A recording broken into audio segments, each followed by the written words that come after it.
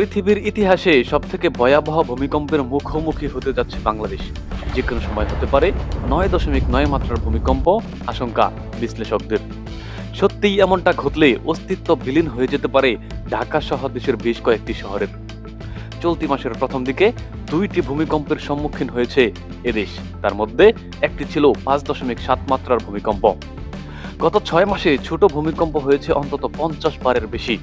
কয়েক বছর ধরে এমন ছোট ছোট ভূমিকম্প ভবিষ্যতে বড় ভূমিকম্প ডেকে আনবে বলে ধারণা করছে বিশ্লেষকরা। 1556 সালে চীনের সানজিতে সংঘটিত ভূমিকম্পই ছিল বিশ্ব ইতিহাসের সবথেকে বিধ্বংসী ভূমিকম্প। 8.1 মাত্রার এই ভূমিকম্পে মৃত্যু হয়েছিল প্রায় 8 লাখ মানুষের। হিসেব বলছে ওই ভূমিকম্পে প্রদেশটির প্রায় 60% মানুষই প্রাণ হারিয়েছিল। চীনের এই পরিসংখ্যান ঢাকার জন্য প্রচন্ড আতঙ্কের। যদিও 1556 সালের সানজিটের সঙ্গে বর্তমান ঢাকার পার্থক্য আকাশ পাতাল। মাত্র 270 বর্গ কিলোমিটারের আয়তনের ঢাকায় বর্তমানে বসবাস করছে প্রায় 2.5 কোটি মানুষ।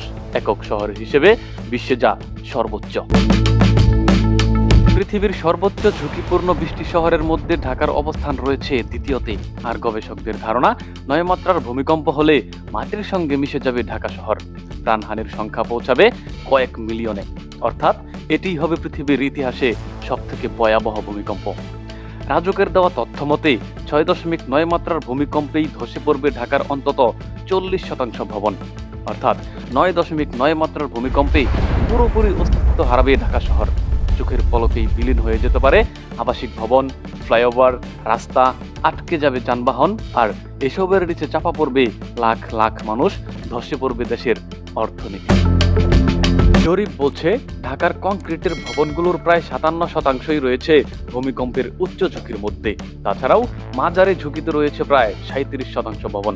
এ থেকে বোঝা যায় 9 মাত্রার ভূমিকম্পে ধূলিসাৎ হবে এই এলাকা। বিশেষ করে পুরান ঢাকার অস্তিত্ব চোখেই পড়বে না।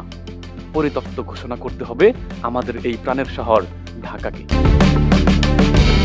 বিজ্ঞানীরা জানিয়েছে পৃথিবীর ভূপৃষ্ঠ বিভিন্ন টেকটনিক প্লেট দ্বারা গঠিত। পৃথিবীতে 7টি প্রধান প্লেট ও অসংখ্য ছোট প্লেট রয়েছে, যেগুলো ক্রমাগত চলাচল করে। আর চলাচলের সময় একে অপরের সঙ্গে সংঘর্ষ হয়ে ভূপৃষ্ঠে শক্তি সঞ্চয় করে। যখন এই শক্তি শিলার ধারণ ক্ষমতা ছাড়িয়ে যায়, তখন সে শক্তি ভূপৃষ্ঠের বিদ্যমান কোনো ফাটল দিয়ে বেরিয়ে এসে ভূমিকম্পের সৃষ্টি করে। বাংলাদেশের আবহাওয়া অধিদপ্তরের আবহাওয়াবিদ ও ভূমি বিশেষজ্ঞ মোহাম্মদ মুমিনুল ইসলাম জানিয়েছে, ভৌগোলিক অবস্থানের কারণে বাংলাদেশ প্রবল ভূমিকম্পের ঝুঁকিতে রয়েছে। কারণ বাংলাদেশের আশেপাশেই রয়েছে 3টি টেকটনিক প্লেট, যেগুলো প্রতি বছর 5 থেকে 50 সেন্টিমিটার পর্যন্ত মুভমেন্ট করছে।